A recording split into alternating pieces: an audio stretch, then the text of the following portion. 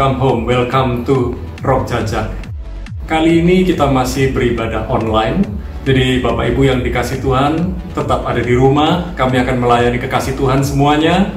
Dan tetaplah percaya bahwa setiap badai yang kita hadapi pasti berlalu. Tetap semangat, tetap bersukacita, tetap bersyukur, dan mari kita beribadah bersama-sama. God bless you.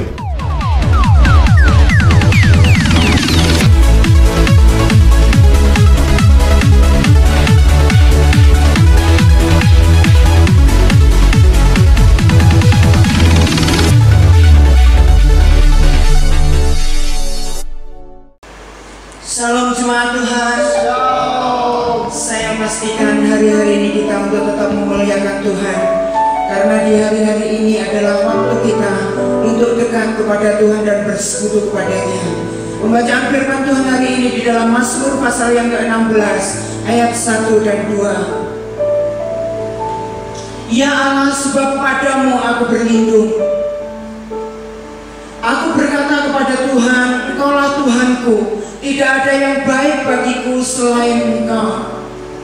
Terima kasih Tuhan. Engkau Allah yang tetap setia di hidup kami. Engkau Allah yang peduli di hidup kami. Kami bersyukur Tuhan, segala sesuatu Engkau izinkan terjadi untuk kami dekat kepadamu, untuk kami merenungkan setiap kebaikan-Mu Tuhan, untuk kami menikmati anugerah-Mu. Bahkan mujizat-mujizat-Mu akan terjadi di dalam setiap kehidupan kami.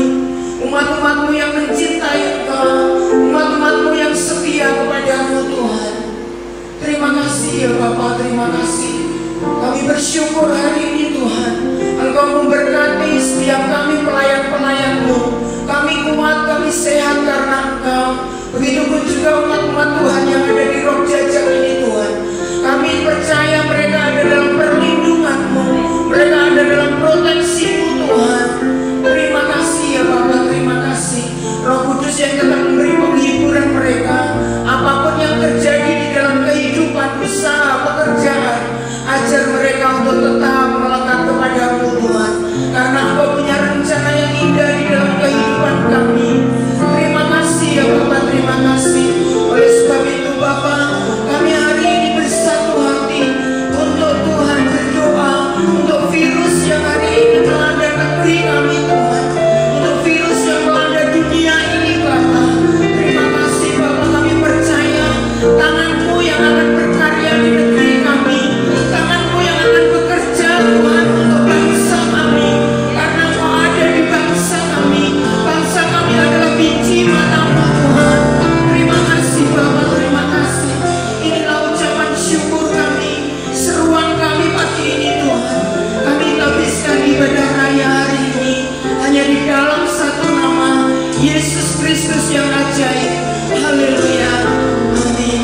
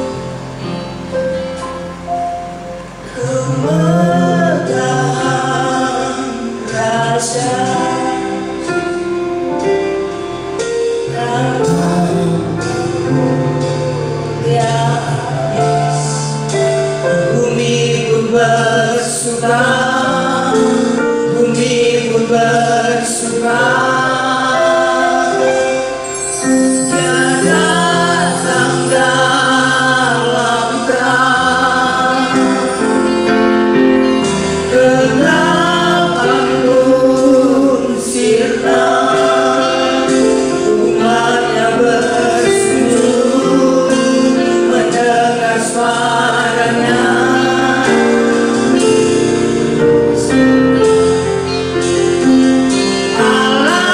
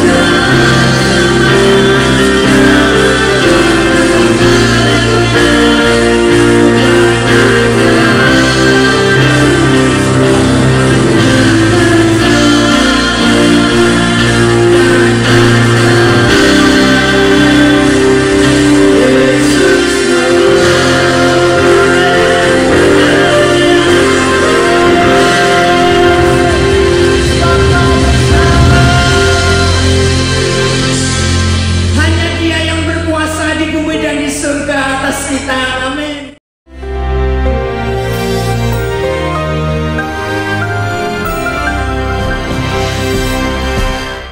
Shalom warga kerajaan yang berkemenangan dalam Tuhan Yesus. Tema kita dalam bulan ini, kita masuki musim panas ya, di dalam pengajaran kita, tetapi berbicara strategi. Strategi Tuhan dan strategi iblis. Kita harus mengetahui strategi iblis. Kita tahu bagaimana orang-orang Tionghoa di Indonesia banyak yaitu mengagumi bahkan menyembah Quan Gong. Itu jenderal yang pandai berperang. Tetapi di Chengdu, di China, maka yang dikagumi dan disembah itu adalah Zhuge Liang, the strategist, ahli strategi. Strategi Tuhan, saya berbicara dalam 2 Timotius 2 ayat kedua tentang pelipat gandaan, tentang harvest, adalah membangun 4 generasi pemimpin. Metode Tuhan, strategi Tuhan tidak pernah berubah, yaitu people. Dia tidak memakai sekedar manajemen ataupun training, tapi dia memakai orang. Dalam hal ini kita melihat bagaimana 2 tokoh utama, Rasul Paulus dan Rasul muda Timotius. Kebetulan namanya sama dengan saya. Timotius artinya honoring God, menghormati Tuhan. Honor itu penting di dalam kerajaan Allah. Menghormati orang tua, menghormati semua orang, tidak memandang muka. Oke? Rasul Paulus apa kekuatannya? Kita bicara soal antibody. Antibody Rasul Paulus dikatakan pertama-tama tentu saja pengalamannya bersama Tuhan Yesus. Pengalamannya bersama Tuhan Yesus membuat dia tidak bisa menyangkal, bahkan sampai dihukum mati pun, bahwa Kristus adalah Tuhan. Tapi yang kedua, di dalam 2 Timotius pasal yang pertama, itu adalah iman yang tulus, bukan iman tapi clear conscience, yaitu conscience itu hati nurani yang murni di hadapan Tuhan. Karena itulah saya pernah mengajarkan untuk melakukan segala sesuatu. Nabi Musa diajar memasukkan tangan ke dalam jubahnya. Ketika keluar kusta, dia pasti kaget. Dimasukkan lagi, sembuh total. Penyakit apapun, kusta gambaran dosa, Tuhan sanggup pulihkan. Oke? Jadi pastikan kita punya hati nurani yang murni di hadapan Allah. Dalam 2 Timotius pasal yang pertama juga dikatakan antibody untuk melawan kuasa kegelapan adalah iman yang tulus ikhlas. Daripada Rasul muda Timotius, itu ternyata warisan. Warisan dari neneknya Lois dan dari ibunya Eunike. Eunike, saya suka nama yang bagus. You itu baik, Nike itu artinya victory. Blessed with a good victory. Apa yang kita bisa wariskan pada anak-anak kita? Iman yang tulus ikhlas, hati nurani yang murni. Dalam 2 Timotius pasal 1 sebelum ayat kedua, saya akan bicara ke depan. Maka di sana dijelaskan bahwa hai anakku, kita bicara soal hubungan. Kita membangun hubungan father and son kepada anak-anak rohani saya, bukan anak buah. Mereka adalah anak-anak saya. Dan ada kasih yang mengalir. Jadilah kuat oleh kasih karunia di dalam Kristus Yesus. Jadi komplit ini, ya, kasih karunia dalam Tuhan Yesus, hati nurani yang murni, dan iman yang tulus ikhlas. Kiranya itu ada pada kita. Dan kalau ada pada kita, kita bisa menolak bukan cuma penyakit virus atau apapun, tapi segala macam kuasa kegelapan, segala virus porno, virus ketamakan, virus parno, ketakutan, kita bisa kalahkan in Jesus name. Amin.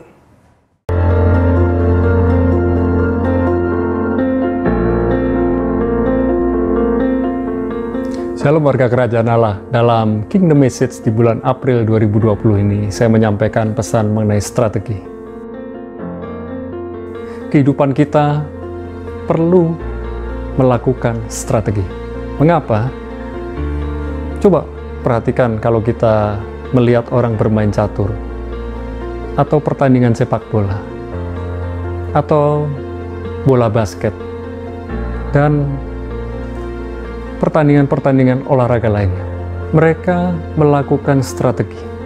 Bahkan kalau pertandingan sepak bola misalnya, ada babak pertama, ada babak kedua. Babak pertama selesai, kemudian dilanjutkan babak kedua, di tengah-tengahnya ada masa istirahat. Di tengah-tengah masa istirahat itulah pelatih memberikan peringatan, memberikan dorongan, dan memberikan banyak hal yang lain mengenai strategi, supaya ketika timnya sempat tertinggal atau sempat kalah, bisa membalas kekalahan dengan gol-gol yang lebih baik. Oleh sebab itu, kekasih Tuhan, ketika kita melakukan strategi, yang pertama, back to Bible, kembali kepada firman Tuhan. Yang kedua, milikilah waktu-waktu doa yang intim, yang karib dengan Tuhan. Yang ketiga, milikilah waktu untuk kita menyembah Tuhan setiap hari. Menyembah bukan hanya lewat nyanyian, tetapi lewat hidup kita sehari-hari. Kehidupan kita adalah penyembahan kepada Tuhan. Dan atur setiap hari to-do list, membuat to-do list, membuat catatan-catatan apa yang akan kita kerjakan di esok hari. Dan ketika esok hari, kita lihat catatan kita, apa yang akan kita kerjakan di hari ini. Lalu mulai buat goal-goal, tujuan-tujuan. Orang yang punya tujuan, hidupnya berbeda dengan orang yang mengalir sampai jauh. Kentir, mengalir, katanya mengalir dengan Roh Kudus, tetapi malas, tidak belajar, tidak berusaha, tidak berjuang. Dia bilang mengalir, lalu mulai menyalahkan Tuhan ketika banyak kegagalan terjadi. Kalau kita sudah membuat perencanaan, membuat goal-goal, membuat tujuan-tujuan, kalau kita gagal, nggak masalah, karena kita sudah mengatur strategi. Lalu kita bisa ubah strategi kita, supaya kita bisa lebih berhasil, lebih mencapai tujuan. Dan saya percaya, orang yang tertib untuk membaca firman, tertib berdoa, tertib dalam beribadah, tertib dalam berkomunitas dengan anak-anak Tuhan lainnya, hidupnya lebih tertib, lebih teratur, karena mereka saling menguatkan, saling mendorong satu dengan yang lain. Saya percaya, kekasih Tuhan, kita harus punya strategi yang benar di dalam Tuhan, dan serahkan semua strategi kita ke dalam tangan Tuhan, karena strategi Tuhan yang selalu yang terbaik. God bless you.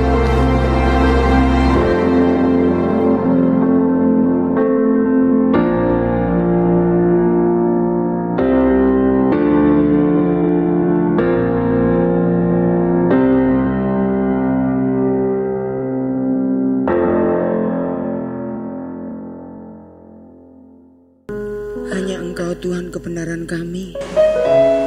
Kami akan terus memuji Engkau sesuai dengan kemampuan yang Kau berikan dalam hidup kami. Yesus.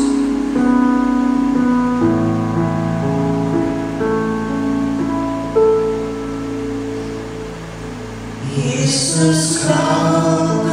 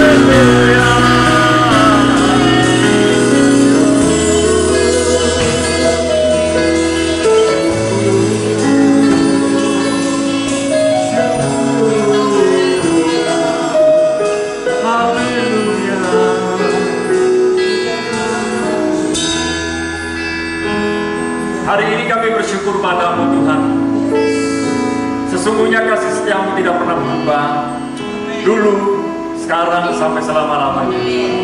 Di pagi hari ini, kami persembahkan roh, jiwa, tubuh kami dalam tangan.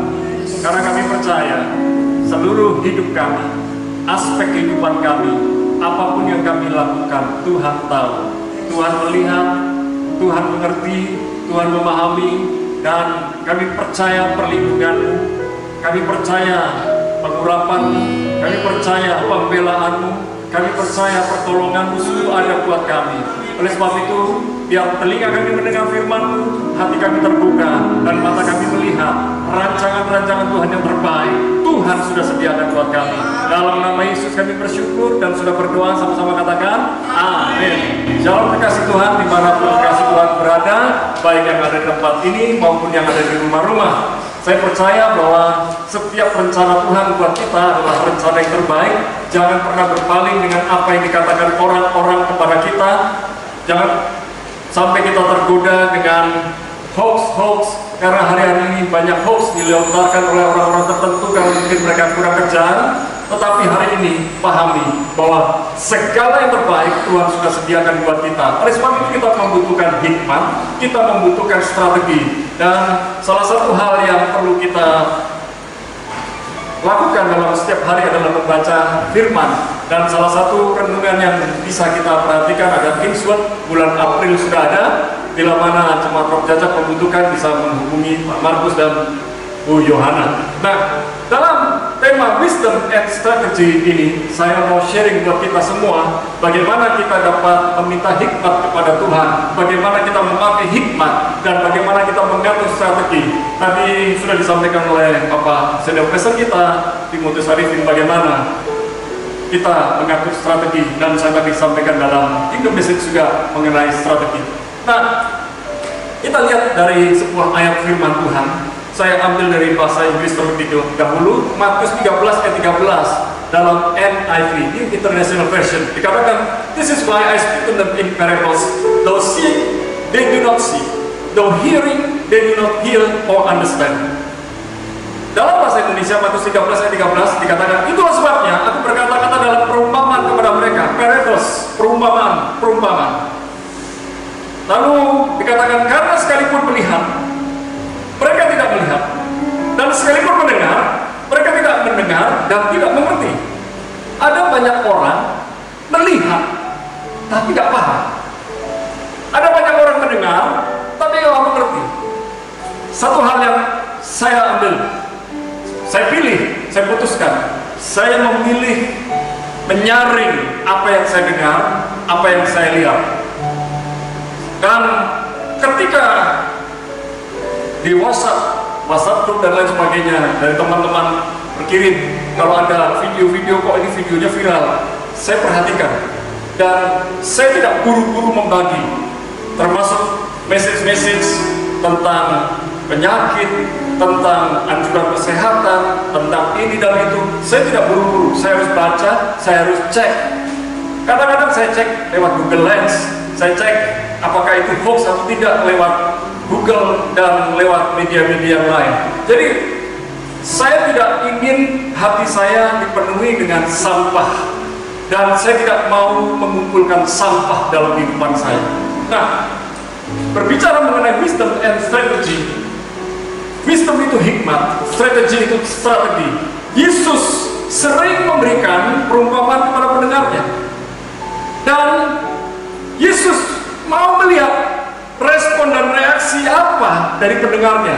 Para pendengar itu ada yang murid-murid, para pendengar ada juga orang lain. Ada ahli Farisi, ahli Taurat, orang-orang Farisi. Dan ketika mereka berkumpul, respon dan reaksi setiap orang itu berbeda. Yesus mau melihat pilihan dan keputusan dari pendengarnya. Perhatikan baik-baik, mengapa ketika kita membaca firman Tuhan, kok kita nggak mengerti firman Tuhan?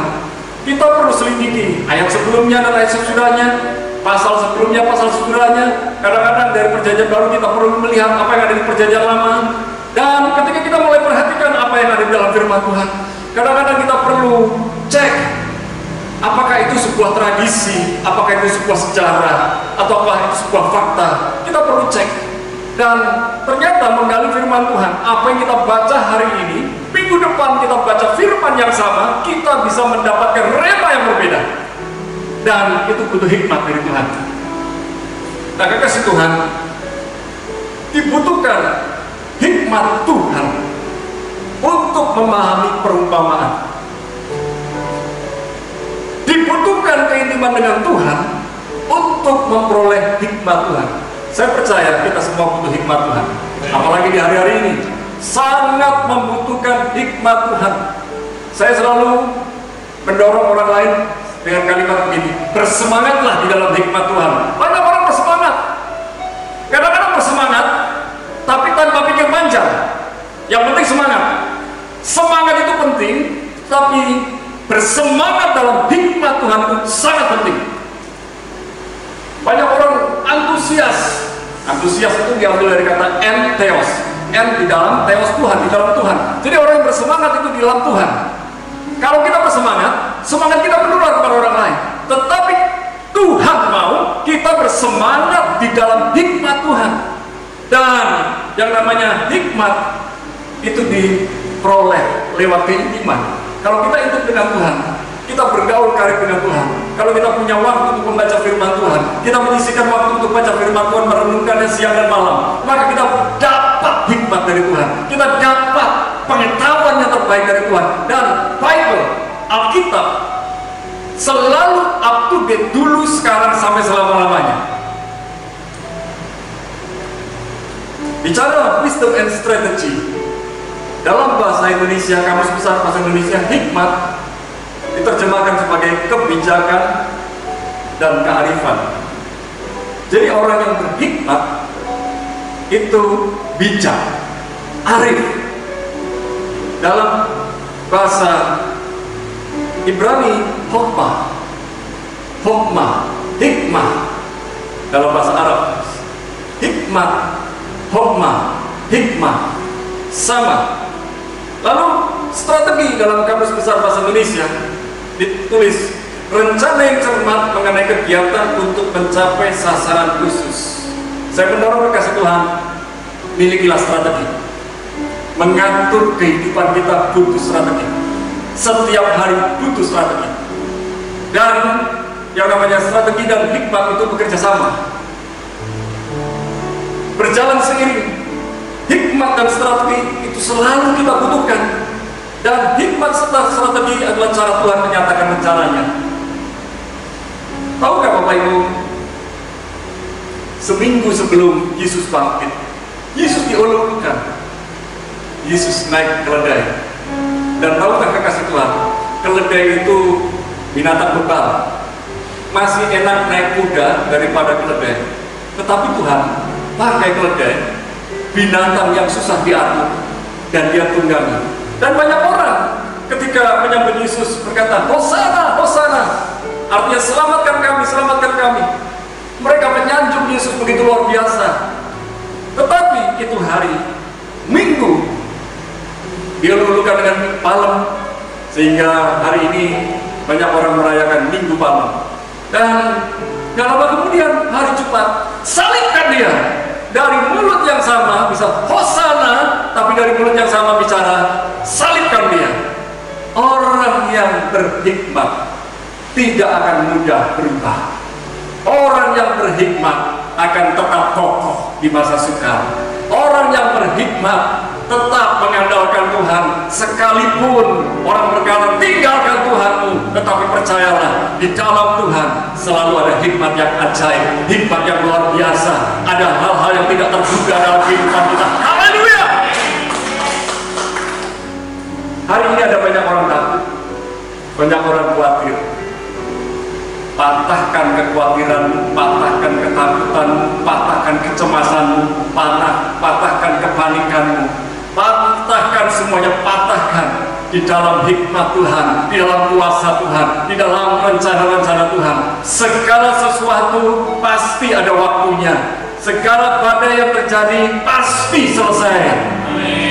Anak-anak Tuhan yang bergantung kepada Tuhan, yang mengandalkan Tuhan, akan tetap kokoh, akan tetap selamat, akan tetap terlindungi.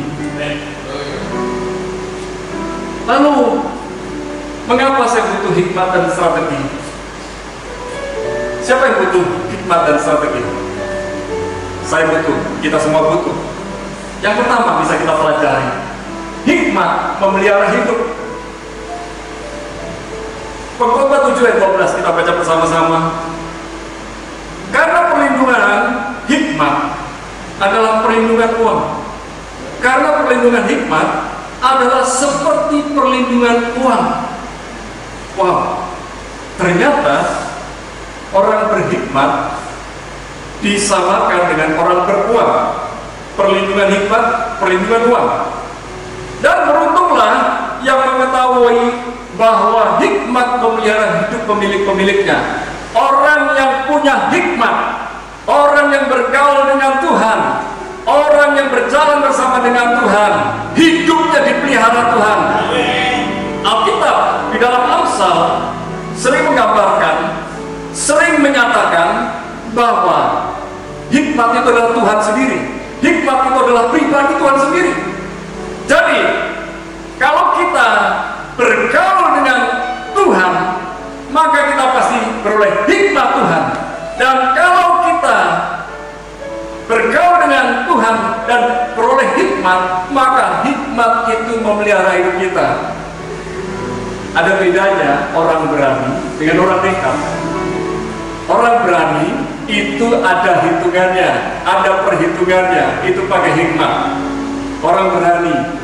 Kalau orang nekat, melangkah dulu baru mikir kemudian. Pastikan hari ini kita mau pakai hikmat. Amin. Yang kedua, kita pelajari mengapa saya butuh hikmat dan strategi. Hikmat adalah kekuatan yang luar biasa.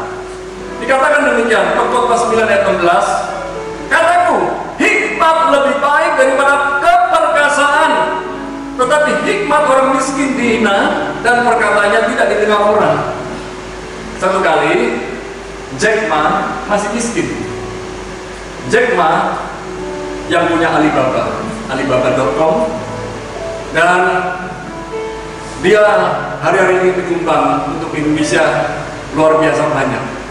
Berkat-berkat untuk APD, perlengkapan-perlengkapan untuk orang-orang yang berjuang di garis depan, para tenaga medis dan yang lain sebagainya. Dan waktu Jack Ma masih miskin, dia tinggal di Cina, dia masih miskin, dia belum bisa berbahasa Inggris, dan dia hanya seorang guru. Satu kali dia mencoba melamar ke sebuah franchise makanan. Dari semua yang mendaftar, hanya dia yang gagal. Berarti dia tidak termasuk hitungan. Waktu dia miskin, omongannya nggak ada yang peduli, nggak ada yang mengerti, nggak ada yang mau gubris. Tapi ketika hari ini dia menjadi orang yang kaya luar biasa, konglomerat di dunia ini, dia ngomong sedikit, orang perhatikan. Bapak yang dikasih Tuhan, kita bukan orang miskin, kita adalah orang yang kaya di dalam Tuhan. Perkataan kita adalah perkataan yang punya kuasa. Perkataan kita adalah perkataan yang penuh hikmat. Perkataan kita adalah perkataan yang penuh dengan urapan. Perkataan kita adalah perkataan yang mengubahkan. Perkataan kita adalah perkataan yang membangun, mendorong. Dan saya percaya perkataan kita, ketika kita sampaikan kepada orang lain, perkataan kita jadi berkat. Oleh sebab itu, jaga perkataan kita dengan sungguh-sungguh. Jaga tutur kata yang kita punyai. Tutur kata kita jaga dengan sungguh-sungguh. Jangan sampai ketika kita sudah ngomong, sudah melukai orang, baru kita sadar kita melukai orang. Mari kita belajar. Dan hikmat itu merupakan kekuatan yang luar biasa. Mungkin tubuh kita kecil, tubuh kita lemah, tetapi kalau kita punya hikmat Tuhan, perkataan kita bisa mengubahkan. Amin. Yang ketiga, hikmat itu melindungi kita. Mengapa saya butuh hikmat dan strategi? Dalam Amsal 4 ayat yang ke-6 dikatakan, janganlah meninggalkan hikmat itu, maka engkau akan dipeliharanya. Dalam versi NIV ditulis protect, melindungi. Kasihlah dia, maka engkau akan dijaganya. Kasihlah hikmat, maka engkau akan dijaga oleh hikmat itu. Kalau kita sudah tahu itu bahaya, jangan didekati. Kalau kita tahu itu dosa, jangan coba-coba dekat.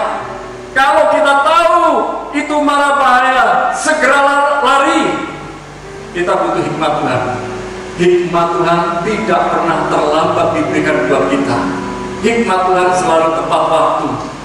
Jangan terlambat-lambat dengan Tuhan.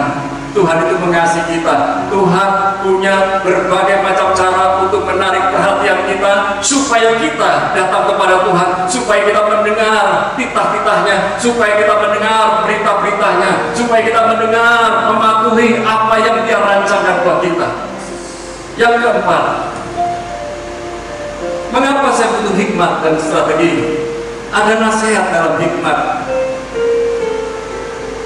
Orang-orang tua kita adalah orang yang sudah banyak makan asam dan garam.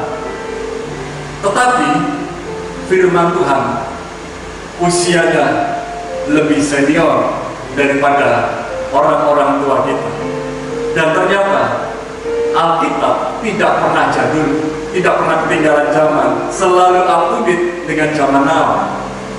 Amsal 13 ayat 10 dikatakan, keangkuhan hanya menimbulkan pertengkaran.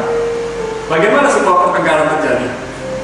Ketika ada orang, minimal 2 orang, gak mungkin kan bertengkar sendirian, ya, bertengkar di depan cermin, gak mungkin juga bertengkar. Ya minimal kalau gak bertengkar beda pendapat, minimal ada 2 orang yang ngotot mempertahankan pendiriannya. Kalau hanya adu kata masih oke. Tapi lama-kelamaan adu kekuatan. Apa sih hasilnya? Babak belur. Apa sih hasilnya? Luka hati. Jadi ketika kita mulai beda pendapat, kok suasananya makin gak enak, semakin panas, kemudian nada suara makin meninggi, mulai tenang. Mulai tenang. Ketika kita tenang, hikmat Tuhan itu muncul. Jangan panik. Saya banyak belajar. Walaupun saya masih muda, saya terus belajar. Ketika kita ini mengandalkan kekuatan kita sendiri, berpikir kita benar, tidak mau koreksi diri, maka kita akan banyak bertengkar dengan banyak orang. Tetapi ketika kita ini beda pendapat, mulai koreksi diri, memperbaiki diri, saya percaya yang beda pendapat itu bisa dijadikan satu. Beda pendapat itu baik, karena setiap orang masih beda pendapat. Tapi bagaimana cara mengungkapkan beda pendapat, lalu bagaimana kita berespon, bereaksi, itu sangat penting. Jangan sedikit beda pendapat langsung putus hubungan. Tidak. Setiap orang bisa beda pendapat. Nah, keangkuhan hanya menimbulkan pertengkaran. Hanya orang sombong, angkuh, arogan yang mempertahankan pendiriannya. Yang penting aku benar, pokoknya aku benar, pokoknya, oh tidak. Kita harus koreksi diri. Amsal 13 ayat 10, keangkuhan yang menimbulkan pertengkaran, tetapi mereka yang mendengarkan nasihat mempunyai hikmat. Katakan bersama dengan saya, 1, 2, 3. Saya mau ditegur, saya mau diperingatkan, karena saya mau berubah. Amin. Kalau kita mau berubah menjadi orang yang lebih baik daripada diri kita hari yang kemarin, minggu lalu, tahun lalu, siap untuk ditegur, siap untuk diperingatkan. Orang yang dipakai untuk menegur, mengingatkan kita, itu diutus Tuhan. Jadi bersyukurlah masih ada orang yang dipakai untuk menegur, mengingatkan kita. Yang kelima, mengapa saya butuh hikmat dan strategi? Kita bisa bertahan melawan tipu muslihat iblis. Efesus 6 ayat yang ke-11. Di dalam Amplified Bible di bawahnya, ya, saya terjemahkan sebagian, dan ini sebagian dari bahasa Indonesia, dikatakan gini: kenakanlah seluruh perlengkapan senjata Allah, supaya kamu dapat bertahan melawan tipu muslihat iblis. Nah, kata tipu muslihat iblis itu, tipu muslihat khususnya, itu adalah skema, taktik, strategi.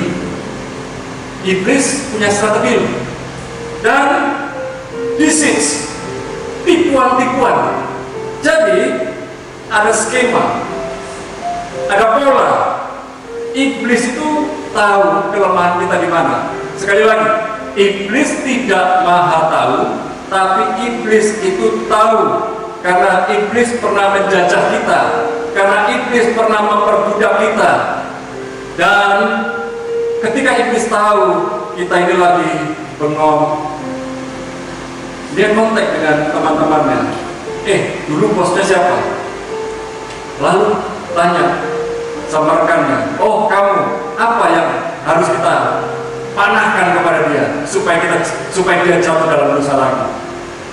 Dia punya skema, dia punya strategi, dan dia punya tipuan-tipuan. Ingat, sekalipun kita anak Tuhan, sekalipun kita punya Tuhan yang luar biasa, iblis itu ada sebelum kita.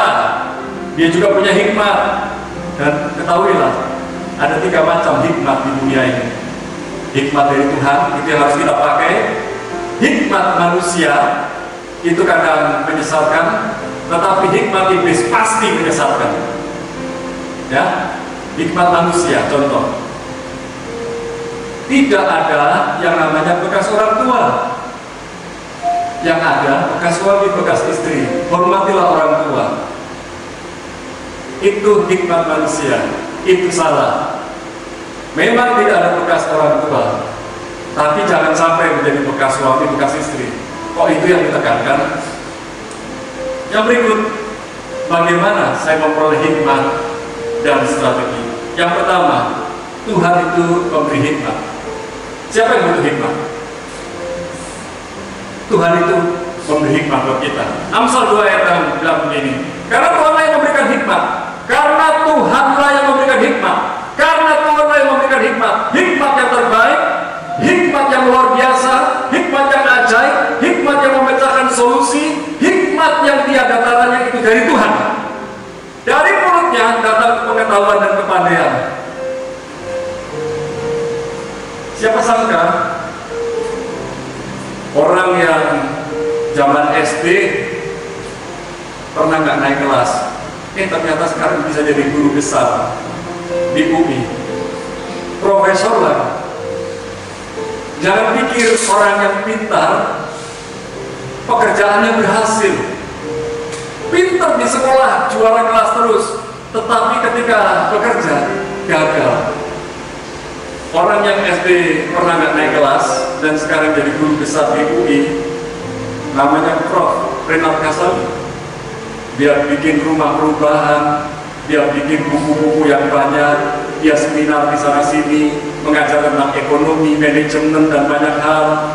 Tapi yang perlu saya sampaikan buat kasih Tuhan, kepandaian kita itu terbatas, pengetahuan kita terbatas, tetapi hikmat Tuhan tidak terbatas. Waktu kita mengandalkan hikmat Tuhan, waktu kita percaya kepada Tuhan, waktu kita pakai segala hikmat yang datang dari Tuhan, sekalipun hikmat yang datang dari Tuhan tidak masuk akal, asal kita nurut, asal kita setia, asal kita taat, lakukan saja, keajaiban terjadi. Iya, yang namanya hikmat Tuhan tidak masuk akal. Kalau masuk akal, hikmat kita sendiri. Dikatakan, karena Tuhan yang memberikan hikmat, dari mulutnya datang pengetahuan dan kepandaian. Yang kedua, bagaimana kita memperoleh hikmat dan strategi? Yang kedua adalah meminta kepada Tuhan. Siapa yang sampai hari ini masih merasa butuh hikmat dari Tuhan? Amin. Masih merasa kurang? Selama hidup di bumi, harusnya kita punya rasa lapar dan haus akan hikmat Tuhan. Lapar dan haus akan hadirat Tuhan. Beberapa hari lalu ketika kami pimpin doa lewat Facebook, dan saya dapat cerita dari istri saya, ternyata ponakan-ponakan saya ikut SD, ikut ketika berdoa, terharu, nangis. Nangisnya betul-betul nangis, gak bisa dihentikan. Dan ketika saya tanya ipar saya, kenapa? Mereka betul-betul mengalami, mereka betul-betul jamah, mereka tersentuh. Bapak Ibu dikasih Tuhan, eranya online, ibadah pun bisa online. Tuhan bisa memutar balikan strategi iblis. Orang iblis mungkin pikir orang Kristen, anak-anak Tuhan gak bisa ibadah lagi. Ternyata nama Tuhan makin berkembang, nama Tuhan makin dipermuliakan. Banyak orang berdoa lewat media-media sosial. Haleluya! Wow, dahsyat.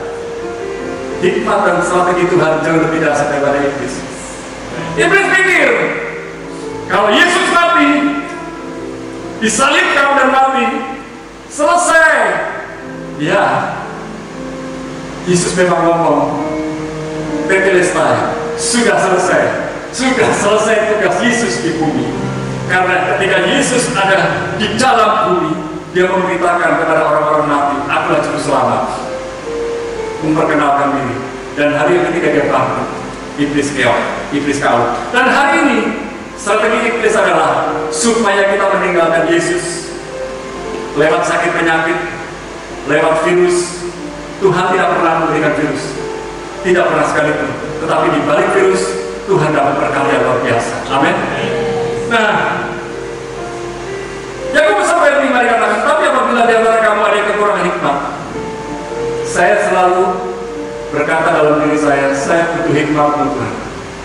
Hendaklah ia memintakan yang kepada Allah, yang memberikan kepada semua orang dengan berhati dan dengan tidak membangkit-bangkit, tidak mengungkit-ungkit, maka hal itu akan diberikan kepadanya.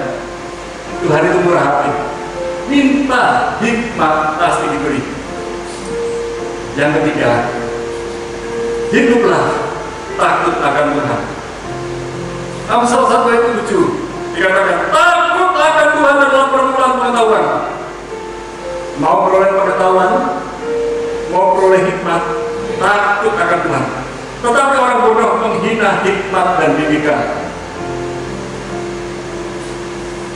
Kalau orang malas punya prinsip begini, ya muda pengennya kaya raya, lalu kalau sudah tua bisa jalan-jalan dan matinya masuk surga. Gak ada hidup enak, gak ada hidup enak. Kita harus berjuang. Sebab kita punya talenta, karunia, kesempatan, kapasitas, kekuatan. Tuhan mau kita maksimalkan.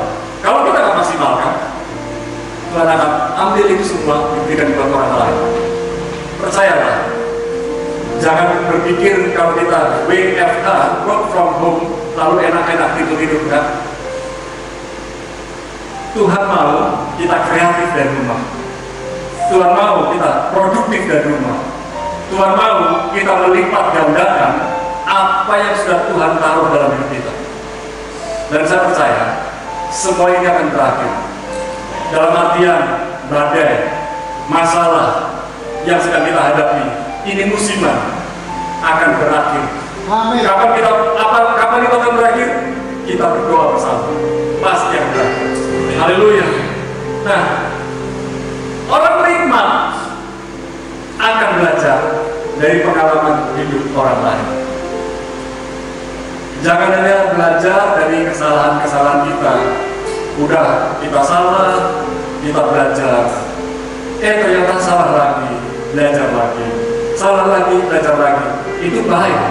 Tetapi yang terbaik adalah belajar dari pengalaman hidup orang lain. Dan contoh Alkitab banyak. Tokoh-tokoh Alkitab yang banyak yang gagal, keluar dari kegagalan. Kalau kita sudah pernah baca itu, kalau kita sudah pernah perhatikan itu, kalau kita sudah pernah renungkan itu, jangan sampai kita lakukan hal yang sama. Itu namanya kebodohan. Bebal. Bukan hanya kebodohan, bebal. Jangan sampai kita bebal. Tahu tapi nekat. Bebal. Yang terakhir, God bless. Haleluya. Sebentar kita akan masuk dalam perjamuan kudus. Bapak Ibu yang ada di rumah bisa menyiapkan roti atau biskuit atau snack. Bapak Ibu yang ada di rumah juga bisa menyiapkan teh, kopi, atau minuman yang lain. Karena berbicara roti dan anggur itu sebetulnya budaya dari orang Yahudi. Kalau orang Indonesia biasanya nasi sama teh atau kopi. Jadi yang penting esensinya, bukan lambang, bukan bentuk barangnya. Karena roti dan anggur itu adalah lambang. Jadi apa yang kita makan dan minum itu adalah perlambang persekutuan kita dengan tubuh dan darah Kristus. Mari kita berdoa bersama. Bapa, dalam nama Yesus, kami yang melayani maupun yang dilayani, baik yang di gedung ini maupun yang ada di rumah-rumah, kami akan melakukan perjamuan kudus, mengingat kebaikan Tuhan, mengingat pengorbanan Tuhan, mengingat karya-Mu di kayu salib, kematian-Mu, kebangkitan.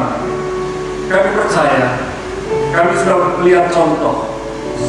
Kami tidak akan berteriak hosana, hosana, tetapi beberapa hari kemudian kami berteriak, salibkan Dia. Kami mau cinta Yesus selamanya. Kami mau makin cinta Yesus selamanya. Dan lewat peristiwa yang mengejutkan, mengagetkan kami sadar kami butuh Tuhan. Urapi kami semua, baik yang melayani maupun yang dilayani, roti dan anggur yang ada di dalam gedung ini, maupun makanan dan minuman yang ada di rumah-rumah jemaat, sudah diberkati, diurapi Tuhan. Dalam nama Yesus. Amin.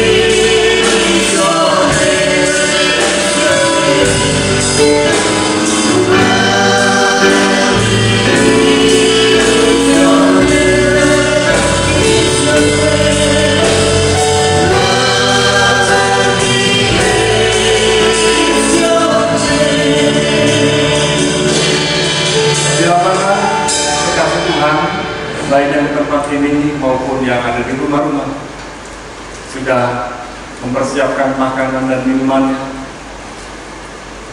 yang melambangkan tubuh dan darah Kristus. Mari kita sama-sama bangkit berdiri, angkat makanan kita atau roti kita. Pada malam waktu Yesus diserahkan oleh Yudas Iskariot, Yesus mengadakan perjamuan seperti biasa sebenarnya. Tetapi malam itu adalah malam yang khusus, Pesach Seder, makan malam Paskah. Karena memang bertepatan dengan Paskah. Paskah artinya Passover, terlewati. Karena waktu itu Tuhan melewati bangsa Israel dan bangsa Israel selamat, tetapi bangsa Mesir, anak-anak sulungnya, hewan sulungnya dibunuh.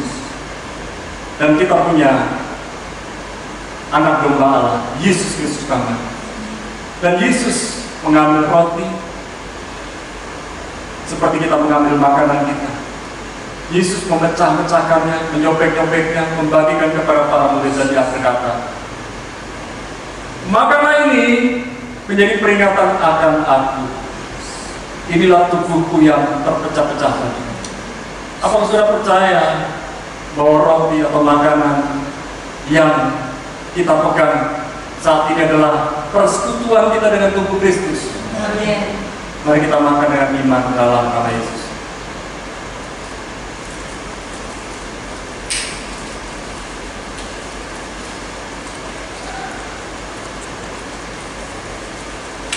Angkat cawan yang berisi anggur atau minuman yang kita pegang dengan gelas kita.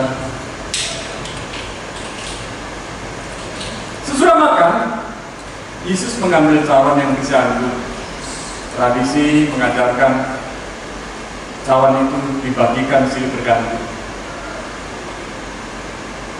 Dan sesudah makan, Yesus berkata, inilah darahku, darah yang tercurah bagi pengampunan dosa umat manusia.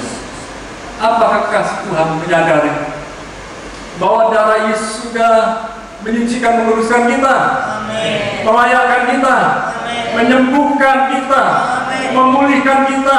Amin. Bukankah cawan atau gelas yang kita angkat ini adalah persekutuan kita dengan darah Kristus? Amin. Mari kita minum dengan iman dalam nama Yesus. Buka kedua tanganmu sekarang. Sadarilah kekasih Tuhan, dimanapun Anda berada, dimanapun kita berada, hidup ini adalah anugerah. Hidup ini adalah kesempatan. Bila mana kita ada hari ini, jangan sia-siakan. Jangan sia-siakan kesempatan yang datang dari Tuhan. Jangan sia-siakan nyawa, kehidupan yang Tuhan percayakan kepada kita. Jangan sia-siakan dengan perkata-kata yang sia-sia, perkataan yang pedas, perkataan yang melemahkan, menghancurkan. Biarlah setiap perkataan yang keluar dari mulut kita adalah perkataan membangun, mendorong, menguatkan, menghiburkan, memberi semangat, perkataan yang menyembuhkan.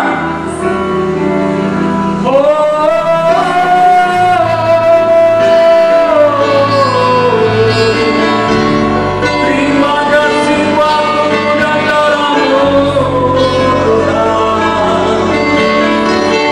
Terima kasih.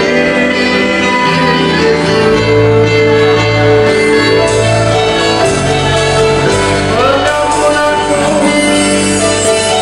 pembelaanmu, pertolonganmu dalam hidup kami. Kejujuran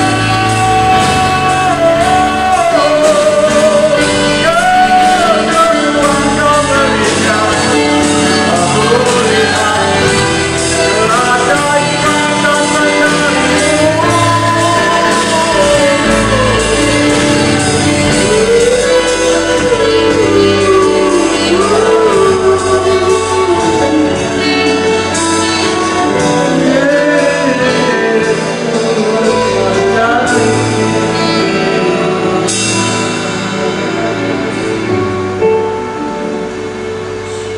Di minggu malam ini, kau punya strategi yang luar biasa. Yes. Kau mengizinkan dirimu dielu-elukan banyak orang.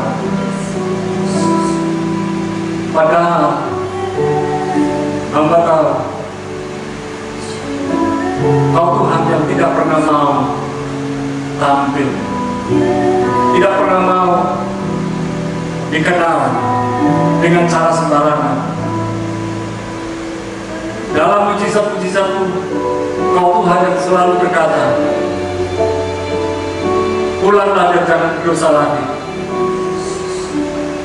Sembuhlah kau, akhirlah kau, dan jangan bilang kepada siapa-siapa. Tetapi ketika banyak orang mengalami mujizat darimu, makin masyhur namamu, makin luar biasa. Dan kami tahu Tuhan, lewat peristiwa ini, badai COVID-19, namamu makin luar biasa. Terima kasih Tuhan. Strategi iblis dikalahkan lewat darah pengorbanan. Biarlah ketika kami hari-hari ini mempersiapkan diri untuk merayakan Paskah, Pesach, badai COVID-19 pun berlalu dalam nama Yesus. Reda dalam nama Yesus. Kuasa-Mu lebih dahsyat daripada sakit penyakit apapun yang dapat disebutkan oleh manusia. Bahkan penyakit-penyakit yang belum pernah kami tahu sebelumnya. Terima kasih Bapa. Di dalam nama Yesus, firman-Mu sudah disampaikan. Kami mau memakai hikmat Tuhan, kami mau memakai strategi Tuhan. Walaupun itu tidak masuk akal, tapi kami tahu itu yang terbaik buat kami. Dalam nama Yesus, amin. Haleluya. Silakan duduk, kasih Tuhan. Dan ada beberapa pengumuman yang penting, ya. Jadi nanti hari Jumat kita ada ibadah Jumat Agung tanggal 10 April jam 8 pagi. Ya, temanya Prince of Life, Pangeran Kehidupan atau Raja Kehidupan. Ibadahnya online disertai dengan perjamuan kudus. Jadi Bapak Ibu bisa mempersiapkan diri dari rumah masing-masing, makanan dan minumannya sebagai lambang roti dan anggur. Ya, sebagai lambang dari tubuh dan darah Kristus, tidak harus roti dan anggur. Kemudian 12 April 2020 jam 8 pagi. Temanya adalah Dia Bangkit. Amin. Ya, berikutnya bagi jemaat yang akan menabur persembahan, persepuluhan, ucapan syukur dan lain sebagainya bisa melalui rekening BCA 8980 578 578 atas nama JDI Rock Jajak. Jadi persembahan kita tidak harus berupa fisik, tapi bisa lewat online. Ya, berikut. Nah, ini jemaat yang membutuhkan pelayanan doa bisa menghubungi nomor HP dari Gembala, Ibu Gembala, dan para staf yang ada di tempat ini melayani. Kami siap melayani kekasih Tuhan. Ya, dan ibadah-ibadah kita selanjutnya sementara masih online. Jumat Agung online, ibadah Minggu online. Kemudian yang berkomsel bisa pakai sosial media. Ya, tidak perlu berkumpul bersama-sama, bisa pakai sosial media. Ya, bisa pakai Jitsi, bisa pakai Zoom, bisa pakai WhatsApp, grup, Telegram, dan lain sebagainya. Mari kekasih Tuhan, kita sama-sama bangkit berdiri, kita berdoa.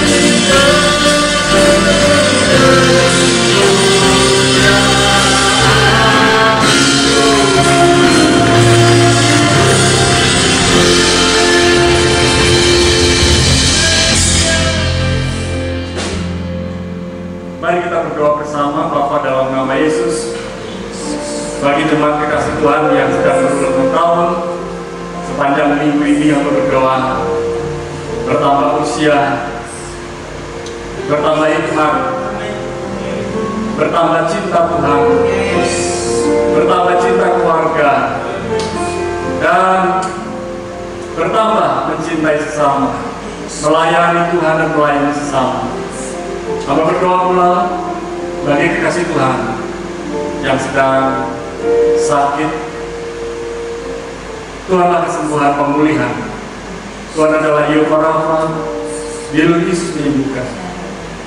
Kami berdoa yang sedang mengalami kekurangan, kebingungan karena mengalami PHK, mengalami dirumahkan tanpa gaji. Hamba berdoa, belas kasihan, kemurahan lebih daripada hidup. Kami semua hamba-Mu, kami semua yang melayani-Mu, sudah Tuhan cukupi. Tuhan limpahkan dengan berkat-berkat yang ajaib, Tuhan. Dan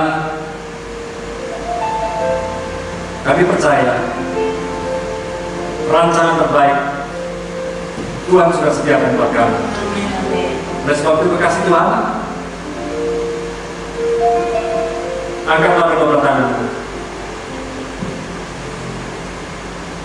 Dijauhkanlah dari segala sakit penyakit, mara bahaya, kecelakaan, rancangan buruk kepada kami.